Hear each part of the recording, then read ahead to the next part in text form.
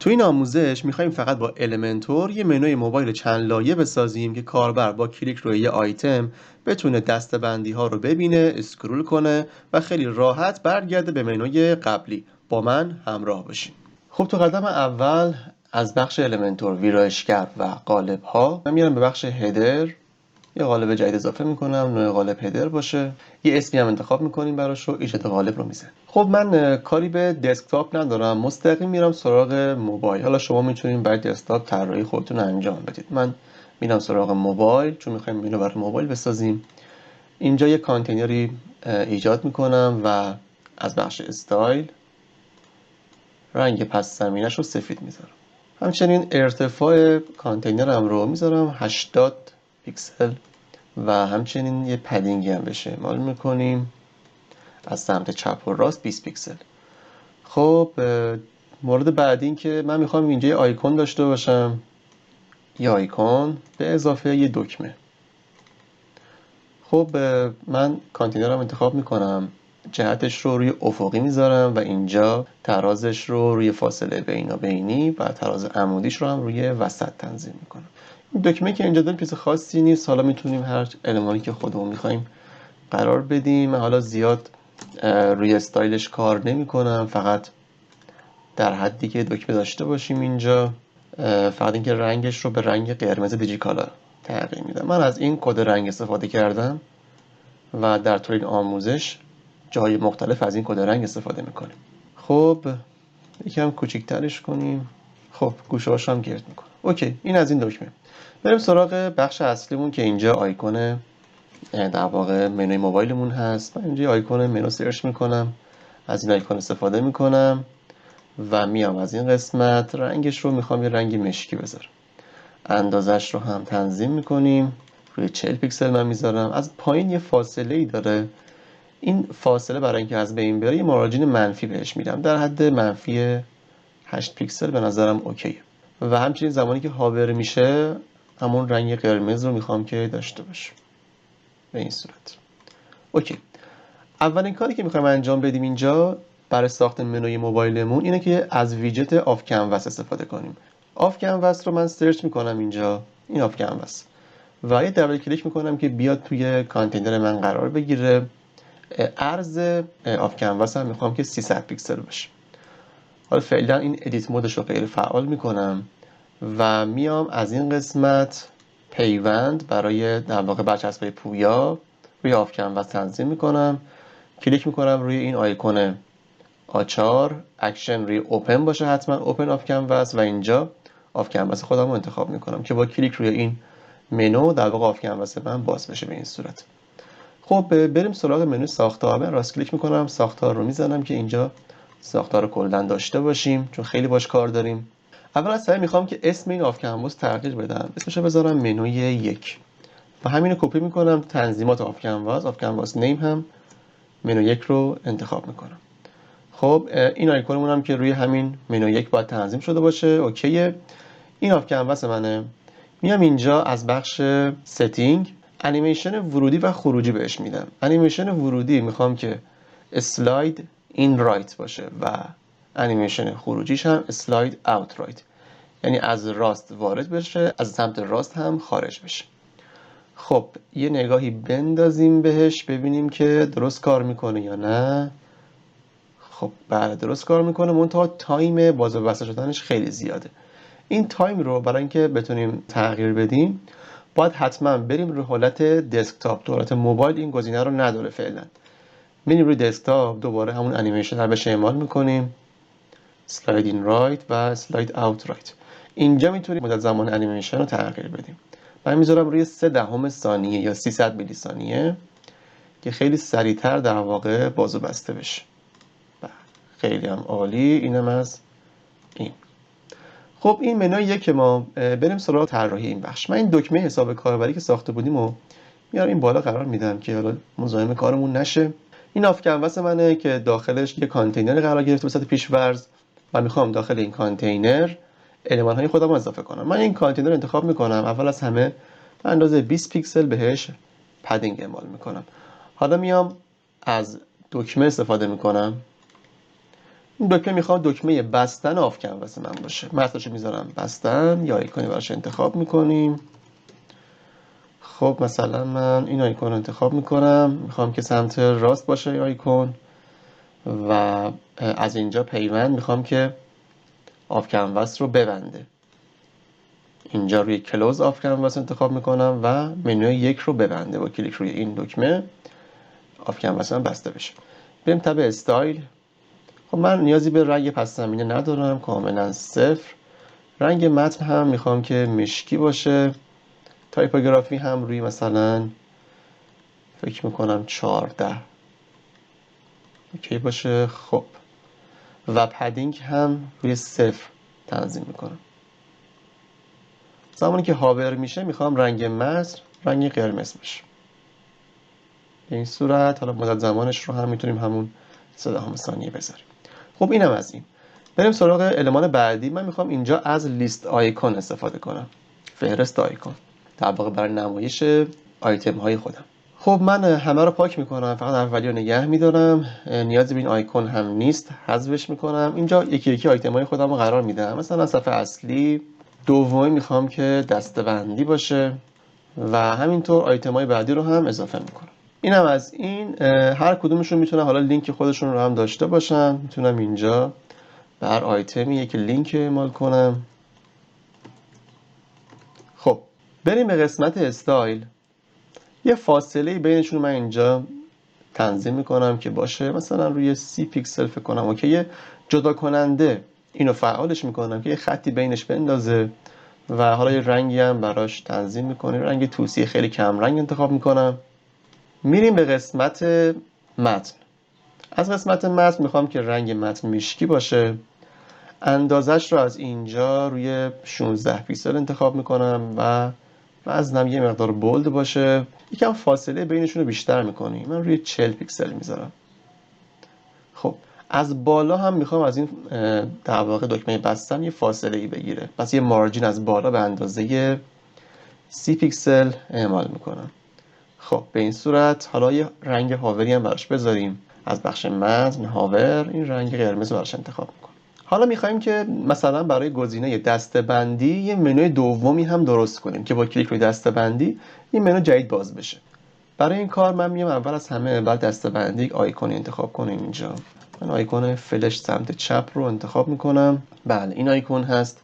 میام از اینجا از بخش آیکون اندازش رو میتونم تنظیم کنم. من میذارم روی رنگ مشکی باشه. اندازه هم 16 پیکسل. زمانی که حالا هاور میشه رنگش به قرمز تغییر کنه. خب این از این. و حالا فقط مشکلی که وجود داره این فلش ما سمت راسته، در صورتی که ما میخوایم سمت چپ باشه. برای حل این مشکل چون خود این ویجت برای همچین موردی گزینه‌ای نذاشته که ما بتونیم در واقع آیکون رو بیاریم سمت چپ، بنابراین از یک کد کوچیک CSS اینجا استفاده میکنم. این کد رو به همین فهرست آیکون از بخش کاستوم CSS اعمال میکنم.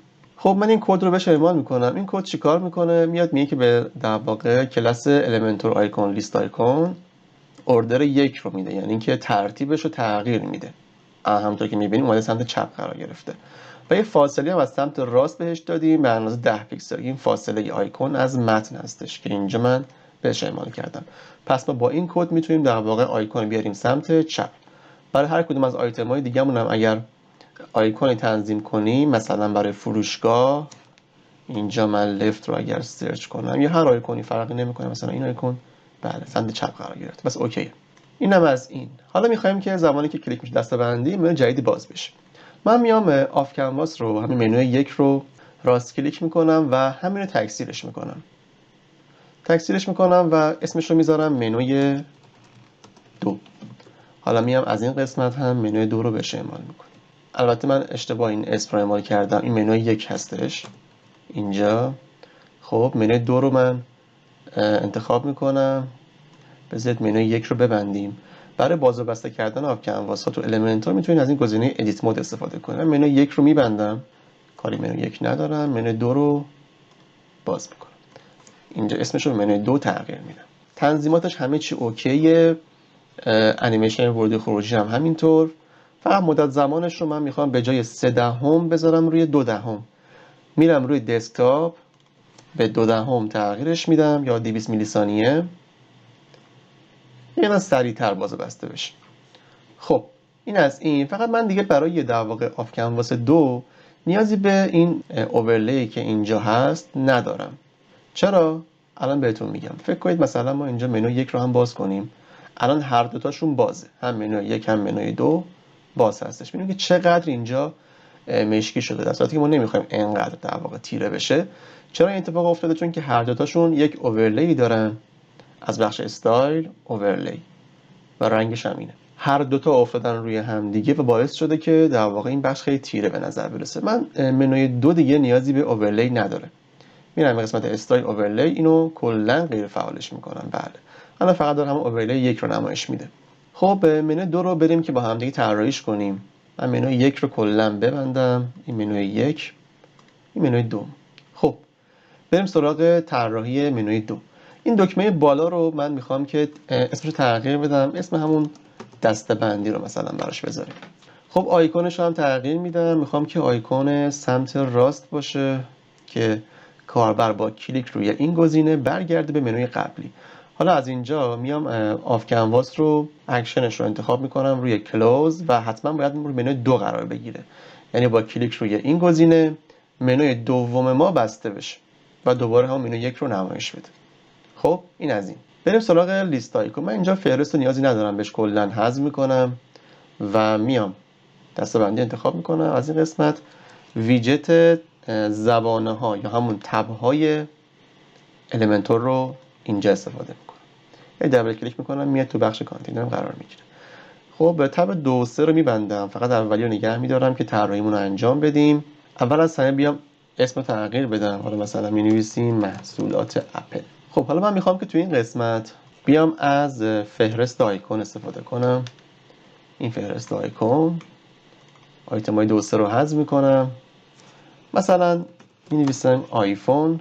آیکونش هم میخوام که یه آیکون دایره باشه. این آیکون رو انتخاب میکنم براش. لینک هم براش تنظیم میکنیم. خب همینو حالا کپی میکنم و اسم آیتم های بعدی رو میتونیم تغییر بدیم.